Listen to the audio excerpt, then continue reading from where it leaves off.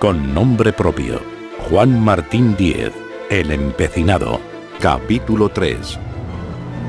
Muerte del empecinado.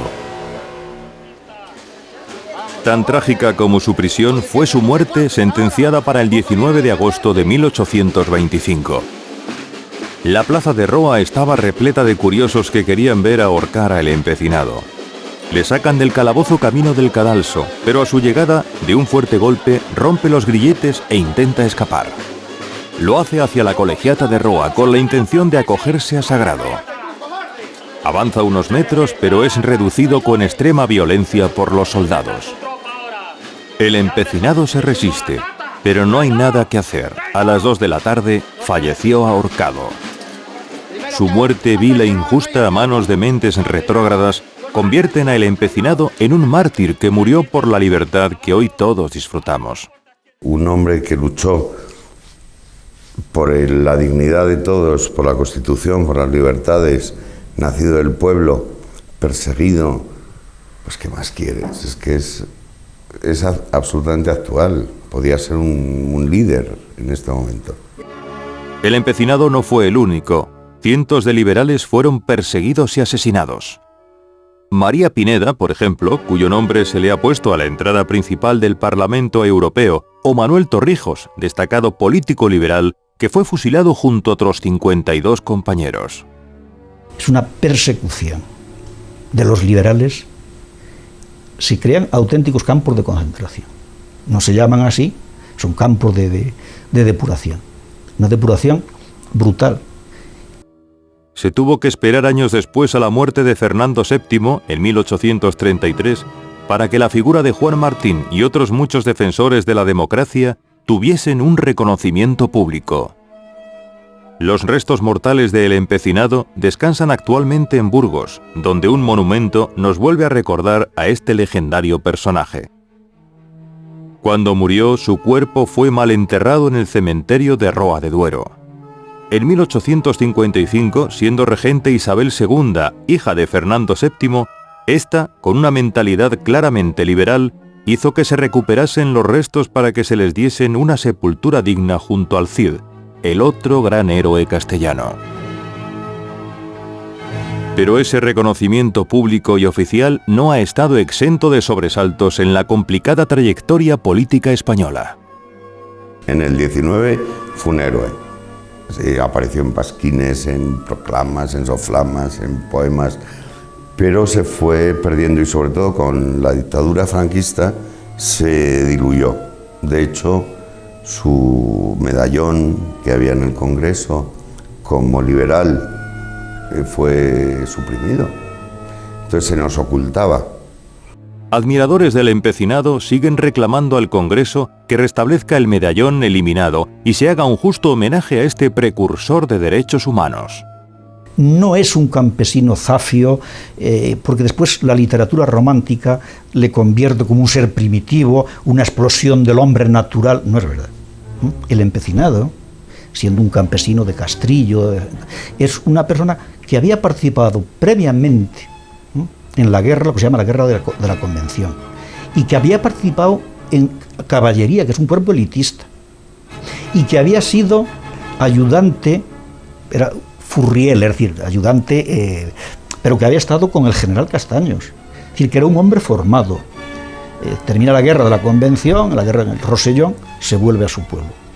Y entonces, cuando llegan los franceses, por estar en la línea del Duero, y ve que hay una patrulla francesa que llega a su pueblo, a Castrillo, es cuando él se levanta. La trascendencia que en su época tuvo El Empecinado fue tal que hasta el mismísimo Francisco de Goya, artista por excelencia de aquellos años y uno de los mayores pintores españoles de todas las épocas, deseó retratarle. Goya plasmó al famoso empecinado con casaca roja. Un cuadro de 1809 en el que aparece con su uniforme compuesto de dolmán de húsar y 2 charreteras de capitán. Este óleo sobre lienzo pertenece a una colección nipona y se encuentra expuesto en el Museo Nacional de Bellas Artes Occidentales de Tokio, en Japón. Por nuestra parte, ahora que se cumple el bicentenario de la Guerra de la Independencia, es de recibo reconocer la importancia de este guerrillero valiente y sus acciones. El empecinado fue un hombre que dejó huella por donde pasó. Aquí queremos recordar cuáles fueron los lugares más emblemáticos testigos de esa vida intrigante. Ruta del Empecinado. El empecinado fue un hombre inquieto que no dudó en moverse para luchar contra el enemigo. En numerosas ciudades y pueblos de nuestra geografía encontramos calles con su nombre, por ejemplo en Valladolid, en Burgos o en Madrid. Hacer una ruta de los lugares que le recibieron nos llevaría por toda España, desde Zamora, Béjar o Ciudad Rodrigo en Salamanca, hasta el Rosellón en Pirineos, Aragón, Alcalá de Henares o Guadalajara, donde tanto combatió a los franceses. Por eso limitamos esta ruta lineal a sus lugares más íntimos. Allí donde creció, despertó su ardor guerrillero y murió. Nuestro punto de partida es la conocida localidad vallisoletana de Peñafiel, ubicada en la Nacional 122. Cabeza de partido cuando nació Juan Martín, su importancia sigue en aumento. Su gran castillo, testigo de las escaramuzas del empecinado, da la bienvenida a los visitantes. Esta espectacular fortaleza de los siglos X y XV fue construida en forma de barco para aprovechar todo el cerro. Hoy en día alberga el Museo Provincial del Vino y recibe a diario a decenas de curiosos. De Peñafiel no nos podemos ir sin visitar la Casa de la Ribera, donde los actores recrean la vida de una familia ribereña de hace años, así como algunas de sus iglesias más importantes, la de San Miguel de Reollo, sobria por fuera y rica por dentro, o la iglesia de San Pablo, con un espectacular ábside gótico mudéjar.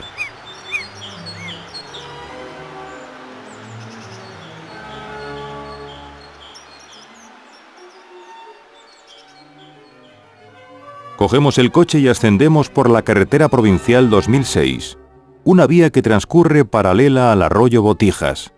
A un lado dejamos Mélida, pequeña localidad que hoy depende de Peñafiel. A pocos kilómetros llegamos a Olmos de Peñafiel, donde el empecinado fue apresado. Una recogida villa de vecinos tranquilos ubicada en medio del valle Botijas. Nos ponemos en marcha de nuevo y en 3 o 4 minutos hemos entrado al pueblo que vio nacer y crecer a nuestro protagonista, Castrillo de Duero. Un pequeño municipio víctima como la mayoría de la despoblación. Casonas centenarias presididas por ilustres blasones cuya integridad peligra por el desinterés de sus dueños.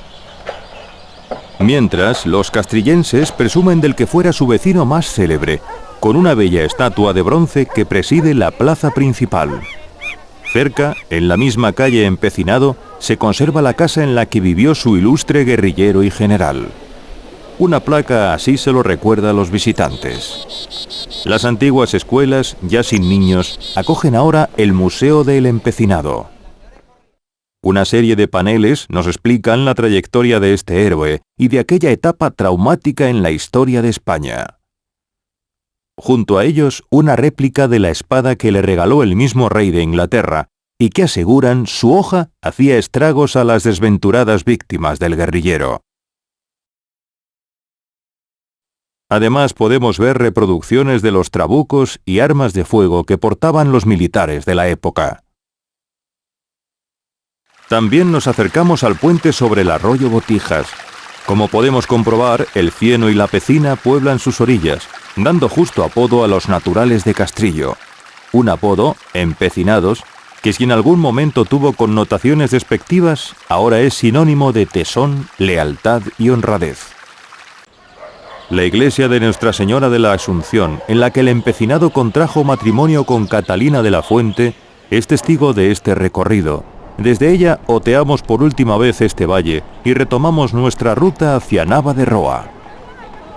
En el camino nos encontramos lomas cubiertas de pinos, robles y encinas, también de matorrales como tomillo, romero o espliego, por los que se escabulliría y se ocultaría el empecinado en sus asaltos a los franceses. Imaginamos que hace 200 años la vegetación sería más exuberante que la que contemplamos hoy. A unos 5 kilómetros, en la misma Nacional 122, llegamos a Nava de Roa. Cruzamos sus calles estrechas como hiciera el empecinado camino del presidio ante la insólita mirada de unos ciudadanos que tuvieron fama de fervientes constitucionalistas. Su imponente iglesia de San Antolín Mártir vigila también nuestra salida del pueblo. A través de una carretera local de apenas 3 kilómetros, recta pero muy estrecha, nos encontramos la localidad de San Martín de Rubiales. Un puente sobre el río Duero nos introduce en este pequeño municipio que también fue testigo del tortuoso recorrido del empecinado, apresado por los absolutistas. A mitad de trayecto de la carretera provincial de Burgos 130, que lleva a Roa, nos acoge un pequeño pueblo que mira al río. Se llama la Cueva de Roa. Contemplamos su fuente sonora y limpia, de la que los oriundos y visitantes, si lo desean, pueden saciar la sed con el agua fresca que corre hacia el Duero. Una localidad tranquila y llana de la que sobresale su recogida iglesia en honor a Santo Domingo.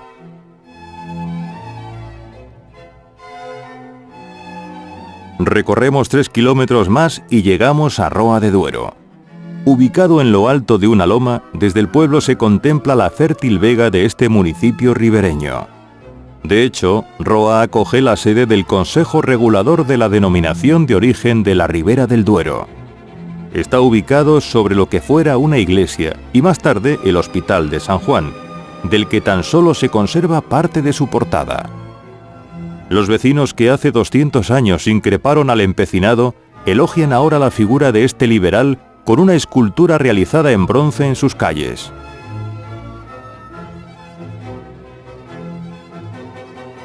La imponente colegiata de Santa María, hacia la que corrió infructuosamente el empecinado el día de su muerte, preside la Plaza Mayor. Fue construida en el siglo XVI, de estilo gótico renacentista, aprovechando restos de otras construcciones góticas y románicas.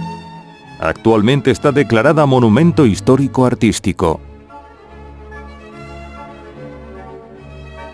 Dejamos Roa cruzando por su puente romano y avanzamos a través de la carretera provincial 130 hacia Aranda de Duero. Al entrar en Aranda por la Nacional 122, nos topamos con el Instituto de Educación Secundaria El Empecinado, como muestra de la influencia de nuestro protagonista en la historia y en el contorno geográfico. El pueblo, estratégicamente bien situado que conoció el empecinado, poco tiene que ver con la ciudad industrializada que se encuentra hoy el visitante. Persiste, eso sí, la iglesia de Santa María la Real, en el casco histórico de Aranda. Toda en sí es de una espectacular belleza, pero destacamos su torre románica, su monumental fachada sur inaugurada en 1515 por Fernando el Católico, y las puertas renacentistas que invitan al visitante a contemplar sus riquezas interiores de distintos estilos arquitectónicos. Desde Aranda podemos hacer distintas rutas alternativas, visitando algunas de las localidades más renombradas en las que el empecinado corrió aventuras. Por ejemplo, si continuamos por la Nacional 122 hacia Soria, llegamos al Burgo de Osma, localidad en la que dicen estuvo preso 38 días. Esta localidad soriana no tiene desperdicio. Destaca su imponente catedral gótica con torres de aguja que dibujan el perfil de esta localidad y que en su interior alberga tesoros centenarios como el famoso Beato de Liébana. Entre otros monumentos también visitamos el Hospital de San Agustín y paseamos por el casco histórico que conserva numerosas casas antiguas, de adobe y madera, por cuyos soportales, imaginamos, huiría el empecinado cuando escapó de la prisión. Otra alternativa desde Aranda de Duero es encaminarnos hacia Covarrubias, una de tantas localidades que conquistó el empecinado, pero esta de espectacular hermosura. Se trata de una histórica villa fundada en el siglo VII y enclavada en un bonito valle cruzado por el río Arlanza. En Covarrubias hay que recorrer todas sus calles para disfrutar de la arquitectura tradicional castellana.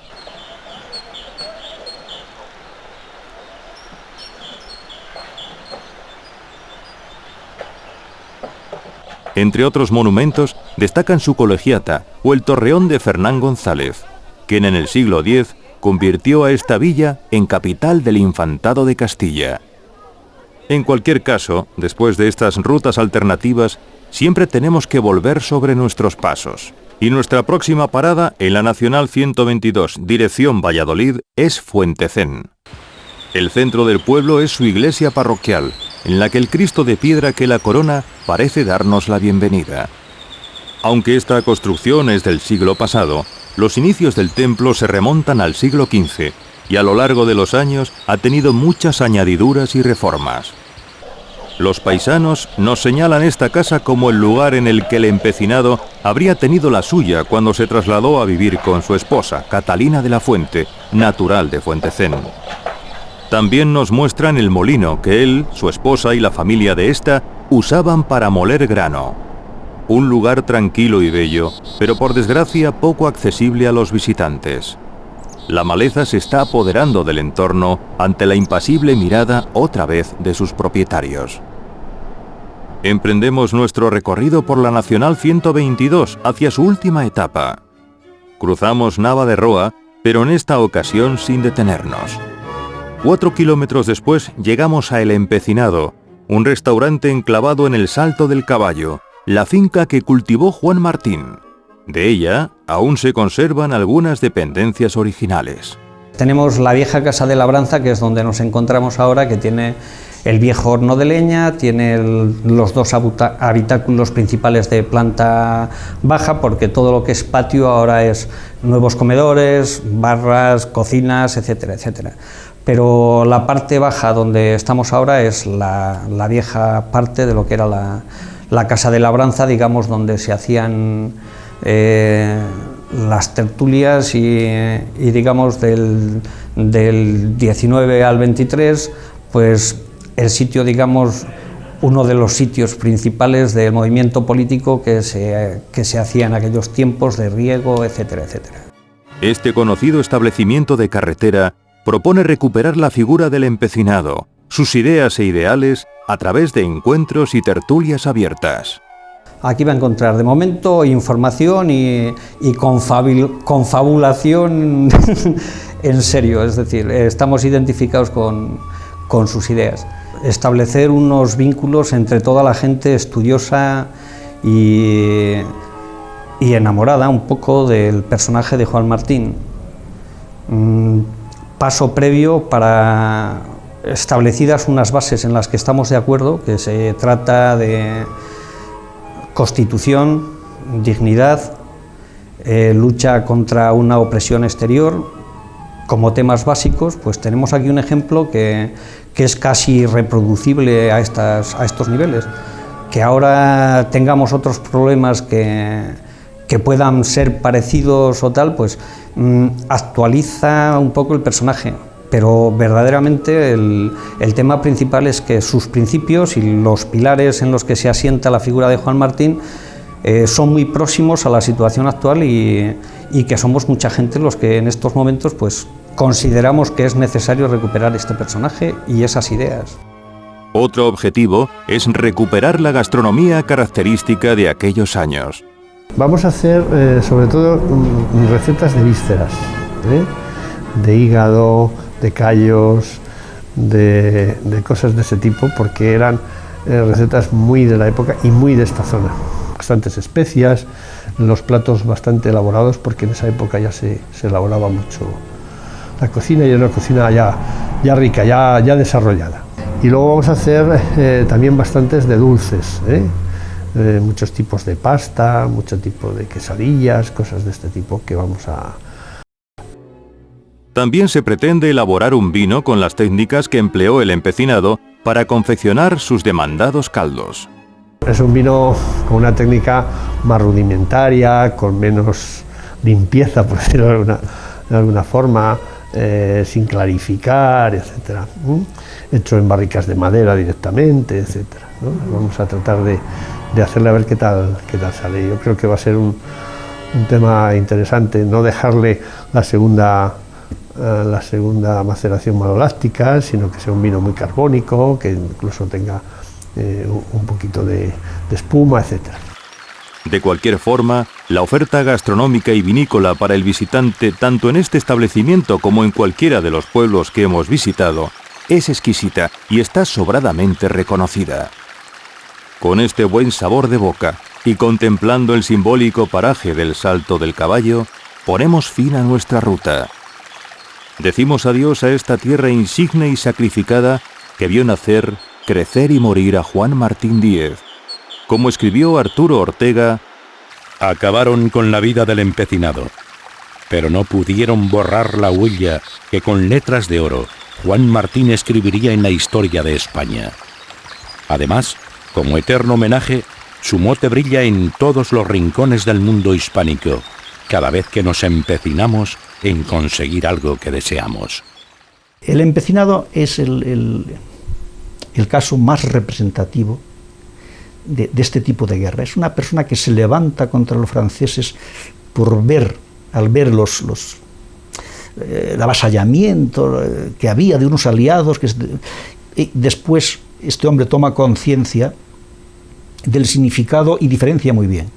Hay que luchar contra los franceses, expulsarlos, pero lo que no se puede hacer es dejarlo todo como está y volver al antiguo régimen, lo que se llama la alianza de trono y altar, con un monarca absoluto y con una iglesia con un poder absoluto, con la Inquisición. Eso ya no sirve. Una de las fuentes mejores para seguir la historia de todos los que intervinieron en la Guerra de la Independencia es ver las hojas de servicio. Pues bien, la hoja de servicio del empecinado no existe. Es muy posible que Fernando VII la mandara a destruir, porque como luego lo juzgaron, lo condenaron y lo ahorcaron y todo aquello, la historia de nuestros guerrilleros es una historia muy complicada, porque los unos ensalzan las ideas que llevaron a uno hacia el absolutismo o hacia el carlismo, y otros exaltan las ideas de que llevaron a unos hacia el liberalismo o hacia el isabelismo. Entonces, por eso la historia de nuestros guerrilleros es tremendamente confusa. Hay que hacerla. ¿Cómo realmente, pues es un hombre iletrado del pueblo, de un pueblo del Duero, era tan verdaderamente sensible, estaba tan cerca de las verdades profundas de la humanidad como la dignidad que hasta un siglo después no se manifiesta en la ordenación de los derechos humanos de la ONU. Y él lo decía muy claro. Tampoco hay que ser muy clarividente, es decir, que la dignidad es algo, pero el caso del empecinado es que él se lanza a combatirla, no se queda en casa detrás de la puerta, como tantos otros, ¿no? No fue un simple guerrillero, sino que después tuvo su importancia, y ya no solamente en la guerra de la independencia, sino en la lucha por la Constitución y por las libertades. Yo siempre digo que soy empecinado de sangre y de corazón. Sin la labor política e ideológica de hombres como el empecinado, quizás hubiese sido muy difícil que ese liberalismo pudiera afianzarse en un periodo relativamente corto de tiempo como se produjo después de la muerte de Fernando VII. Juan Martín Díez, el empecinado, un hombre que creía en la libertad e igualdad de los seres humanos y que se empecinó en lograrlo. Sus ojos no lo vieron, pero hoy, gracias a valientes como él, los españoles vivimos en democracia.